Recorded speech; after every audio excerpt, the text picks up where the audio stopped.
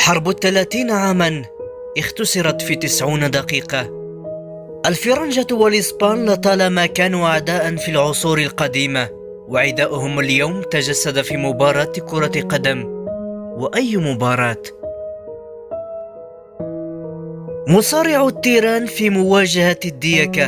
في الوهلة الأولى ستقول أن الكفة ستميل باتجاه الماتادور، ولكن الديك لطالما كان يمثل رمز بلاد الغال منذ عصر الإمبراطورية الرومانية، وزد على ذلك اختلاطه بجينات الماما أفريكا ليصبح ديكا لا يقهر.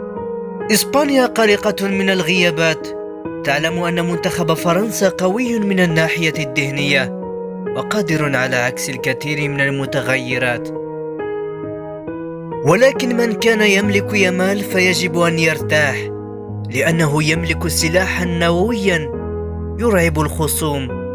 أما من كان يملك مبابي فقد نزع قناع زور وخارت قواه. يامال عمل بوصية سقراط وأدى دينه، فآخر ما نطق به لسان سقراط قبل وفاته: إنني يا يامال مدين بديك لأكليبيوس، فهل أنت ذاكر أن ترد هذا الدين؟ الديك الفرنسي الذي يصيح مع نهاية فجر كل مباراة قدمته إسبانيا كقربان، ليكن بذلك عبرة لغيره من الديكة.